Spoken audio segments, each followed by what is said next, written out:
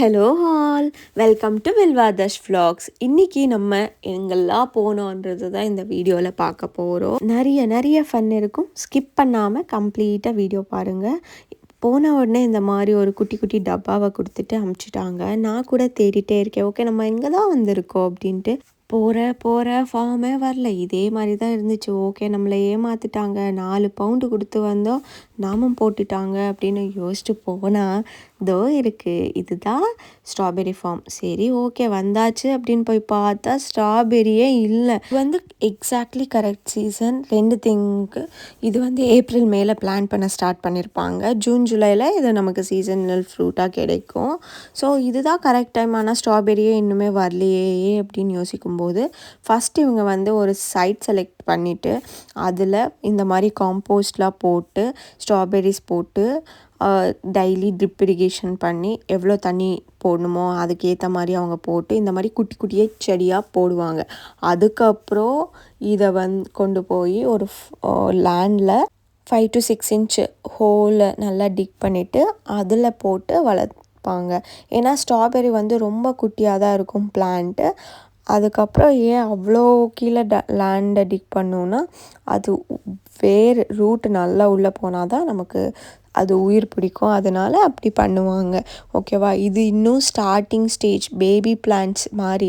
இதில் எப்படிரா ஸ்ட்ராபெரி பறிக்க முடியும்ன்ட்டு நான் ரொம்ப யோசிச்சுட்டே இருந்தேன். இட்ஸ் ஓகே, என்னெல்லாம் டீட்டெயிலிங்காக பண்ணியிருக்காங்கன்ட்டு நான் கொஞ்சம் பார்த்துட்டு இருந்தேன். பார்த்து முடிச்சதுக்கப்புறம் உள்ளே இன்னும் போங்க அப்படின்னு சொன்னாங்க. போகும்போது இவ்வளோ பெருசாக மரம்லாம் இருந்துச்சு. இது கிடையாதுன்னு டேர்ன் பண்ணும்போது தான் ஸ்ட்ராபெரி ஃபுல் ஃபார்மே கிடச்சிது. ரொம்ப சூப்பராக இருந்துச்சு. இங்கே பாருங்கள், ஸ்ட்ராபெரி பறிக்கிறதுக்கு எவ்வளோ பேர் வந்திருக்காங்கன்னு. செம்ம people, full and full strawberry தான். நீங்கள் யோசிக்கலாம், என்னடா எல்லோரும் ஒரே நாளில் பறிச்சுட்டு போயிட்டா திரும்பி நெக்ஸ்ட் டே எப்படிரா இருக்கும், யாருக்கு இருக்கும் அப்படின்ட்டு. அப்படியெல்லாம் கிடையாதுங்க. இது பெரிய ஃபார்மு. ஒரு வீக் இவ்வளோ வரைக்கும் விட்டாங்கன்னா நெக்ஸ்ட் வீக் நெக்ஸ்ட் வரைக்கும் விடுவாங்க. இங்கே நீங்கள் ஸ்ட்ராபெரி பறிக்கலாம், சாப்பிடலாம், எடுத்துகிட்டு போகலாம். உங்களுக்கு டிக்கெட் ப்ரைஸ் இருக்கும், அது 4 பவுண்ட்ஸ். ஆனால் உள்ளே வர்றதுக்கு மட்டும் அந்த என்ட்ரி ஃபீ மாதிரி இருக்கும். அதுக்கப்புறம் நீங்கள் வந்த உடனே கூப்பன் தந்துடுவாங்க. நீங்கள் 4 பவுண்ட் கட்டியிருந்தீங்கன்னா 4 பவுண்ட் கூப்பன் கொடுத்துட்டு நீங்கள் என்ன வேணால் பறிச்சுக்கோங்க அப்படின்னு சொல்லிடுவாங்க.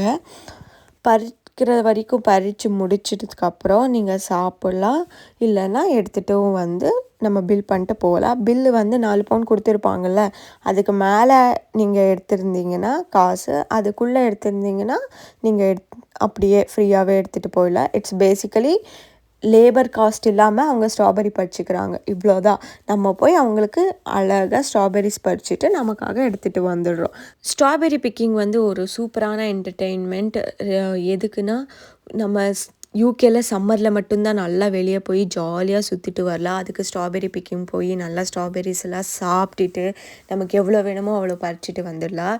ஏன்னா ஒரு செடியில் சம்டைம்ஸ் புளிக்கும், இல்லை ஸ்வீட்னஸ் கம்மியாக இருக்கும். ஒரு செடியில் ஸ்வீட் சூப்பராக இருக்கும். ஸோ நம்ம சாப்பிட்டு பார்த்தோன்னா ஓகே, இந்த செடியில் இந்த ஃப்ரூட் ஸ்வீட் செம்மையாக இருக்குன்னா நம்ம அந்த செடியில் எவ்வளோ வேணுமோ அவ்வளோ பறிச்சுக்கலாம். அதுக்காகவே நான் ஒரு குட்டி வாட்டர் பாட்டில் எடுத்துகிட்டு போயிட்டேன். கொஞ்சம் கொஞ்சமாக பார்த்து எனக்கு பிடிச்சிருந்ததுன்னா சாப்பிட்டு பார்த்துட்டு தான் நான் பிக் பண்ணேன்.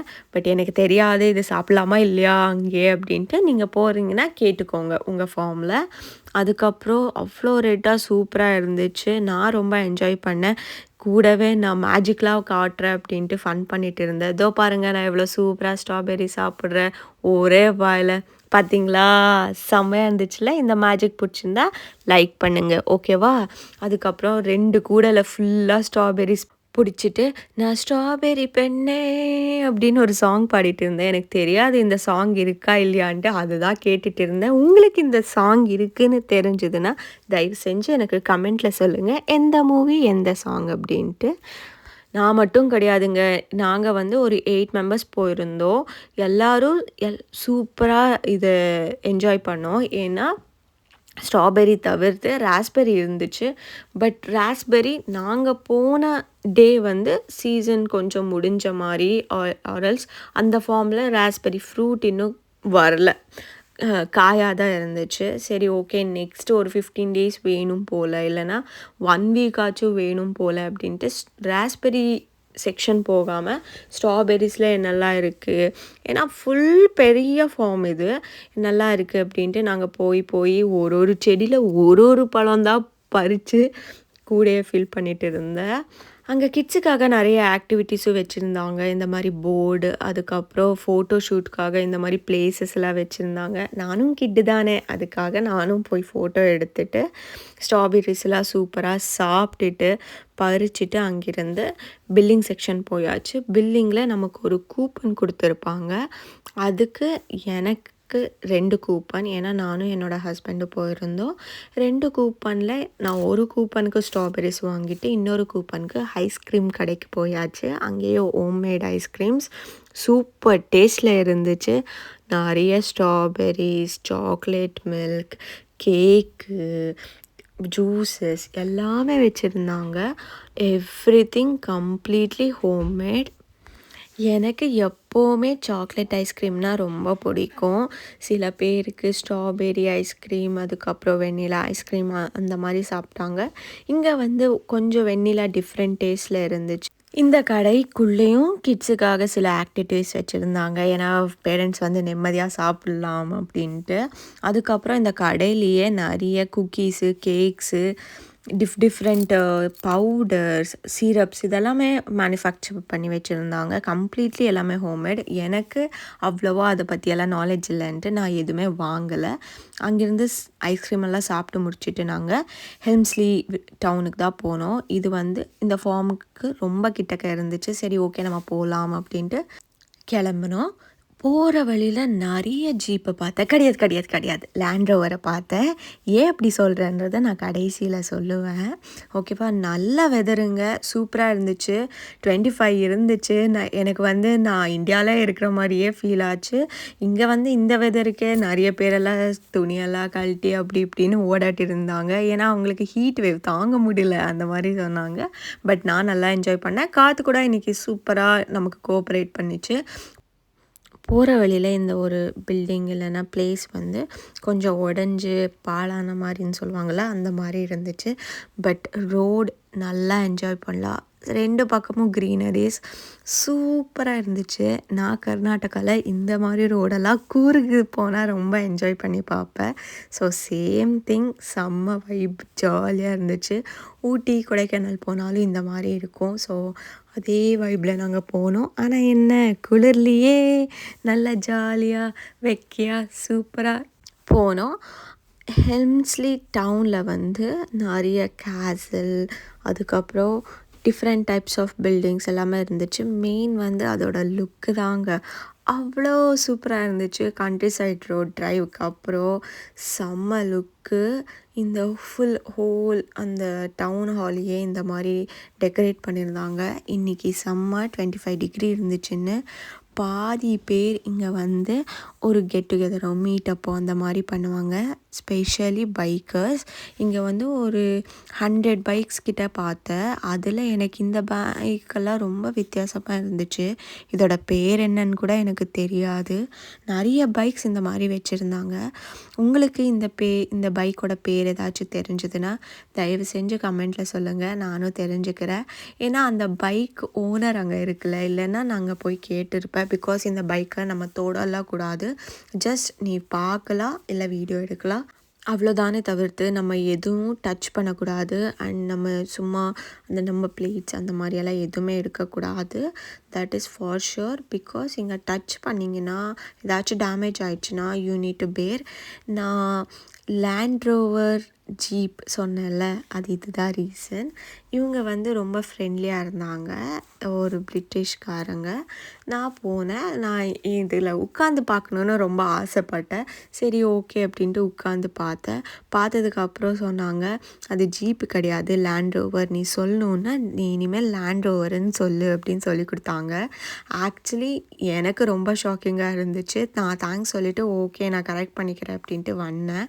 பட் நான் என்னோடய ஃப்ரெண்ட்ஸ் கிட்ட சொல்லும்போது சொன்னாங்க, நீ அவங்கக்கிட்ட போய் ஜீப்புன்னு சொல்லியும் உன்னை உட்கார வச்சுருக்காங்கன்னா is in good mood. Usually அவங்க ஒத்துக்க மாட்டாங்க. உனக்கு தெரியாதா அது லேண்ட் ரோவரா ஜீப்பான்னு? ரெண்டுமே டிஃப்ரெண்ட் பிராண்ட். இப்போ BMW, ஜாக்வார் அந்த மாதிரி எப்படி இருக்கோ அதே மாதிரி லேண்ட் ரோவர்ன்றது டிஃப்ரெண்ட், ஜீப்ன்றது டிஃப்ரெண்ட் அப்படின்னாங்க.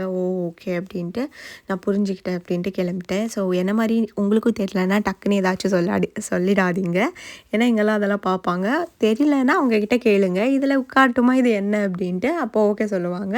இல்லைன்னா என்ன மாதிரி நல்லவங்க கிடைச்சாங்கன்னா உட்கார வச்சுட்டு அதுக்கப்புறம் சொல்லி கொடுப்பாங்க. தட்ஸ் ஃபைன், கற்றுக்கலாம். எவ்ரிடே இஸ் எ லேர்னிங் இல்லை. ஸோ இது நான் கற்றுக்கிட்டேன் இன்றைக்கி.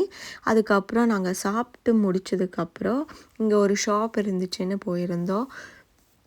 நல்லா இருந்துச்சு எல்லாமே, ஆனால் செம்ம காஸ்ட்லி. அதுக்கு தான் இதெல்லாமே டூரிஸ்ட் பிளேஸ்ன்னு நினச்சிக்கிறேன். ஏன்னா ஒரு பவுல் எடுத்தாலே 220 பவுண்ட்ஸுங்க. யார் கொடுத்து வாங்குவா? எனக்கு தெரியாது. 200K ப்ளஸ் சேல்ரி வாங்குவாங்க தான் இங்கெல்லாம் வந்து ஷாப்பிங் பண்ண முடியும்னு நினைக்கிறேன். இந்த கிளிப்பு எவ்வளோ ரேட் இருக்குன்னு உங்களுக்கு தெரிஞ்சால் கமெண்ட்டில் சொல்லுங்கள். ஏன்னா நான் பார்த்த ஷாக் ஆகிட்டு அப்படியே வச்சுட்டேன். இந்த மாதிரி டூரிஸ்ட் பிளேஸுக்கு போகிறோமா, நம்ம நல்லா விண்டோ ஷாப்பிங் பண்ணுறோமா, நல்லா சாப்பிட்றோமா, கிளம்பி வரோமா, அதே தான். ஏன்னா என்ன ஐட்டம்ஸும் வாங்க முடியாது, எல்லாமே கொஞ்சம் காஸ்ட்லியாக தான் இருந்துச்சு. நான் எல்லாமே நல்லா பார்த்துட்டு அங்கே வந்து நல்லா ஃப்ளவர்ஸை வந்து எல்லா கடையிலையும் டெக்கரேட்லாம் பண்ணி வச்சுருந்தாங்க. எனக்கு ரொம்ப பிடிச்சிருந்தது. நமக்கு என்ன, ஒரு புது டவுன் இல்லை புது பிளேஸுக்கு போனாலே ஒரு ஜாலினஸ் வந்துடும். அதே மாதிரி தான் நான் நல்லா வைப் பண்ணிவிட்டு என்ஜாய் பண்ணிவிட்டு அந்த டவுனை சும்மா அப்படியே நடந்து போயிட்டு இருந்தோம். இங்கே சம்மர்னால மோஸ்ட் ஆஃப் த பீப்புள் வெளியே தான் இருப்பாங்க, நல்லா என்ஜாய் பண்ணுவாங்க. இங்கே ஒரு வாட்டர் போயிட்டு இருந்தது, அந்த கீழே உட்காந்து அவங்க நல்லா பியர் அடிச்சுட்டு ஜாலியாக கதை பேசிட்டு இருந்தாங்க. சரி நம்மளும் போய் பார்க்கலான்னு காலை வச்சேங்க. கால் அப்படியே ஃப்ரீஸ் ஆயிடுச்சு. ஏன்னா தண்ணி அவ்வளோ சில்லுன்னு இருந்துச்சு. என்னடா இது அப்படின்னு இருந்துச்சு. சரி ஓகே அப்படின்ட்டு நான் ஒரு 2 மினிட்ஸ் தான் இருந்தேன். அதுக்கப்புறம் கிளம்பிட்டோம். ஏன்னா ரொம்ப சில்னஸ்ஸு. வெளியே மட்டும்தான் 25 டிகிரி. காலெல்லாம் அப்படியே ஐஸ் ஆயிடுச்சு எனக்கு. தண்ணி ரொம்ப சில்லாக இருந்தது.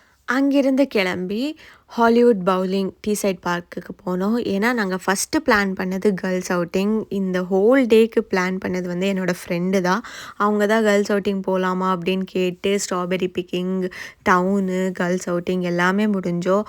ஒரு ஹோல் கம்ப்ளீட் டேயே நல்லா என்ஜாய் பண்ணோம். நான் ஃபஸ்ட் டைம் பவுலிங் பண்ணுறேன், அதனால நான் 1-2 விழுந்தாலும் ரொம்ப எக்ஸைட்டடாக என்ஜாய் பண்ணிட்டு இருந்தேன். இங்கெல்லாம் நிறைய பேர் 10 அசால்ட்டாக போட்டுறாங்க. என் பக்கத்தில் இருக்கிறவங்கெல்லாம் அப்படியே 10, 8 அப்படின்னு போட்டுட்டு இருந்தாங்க. டோட்டலி நாங்கள் 2 கேம் விளையாடினோம். அதில் நான் வந்து 1 78 ஸ்கோர் பண்ணேன், 2வது வந்து 100 ஸ்கோர் பண்ணேன்.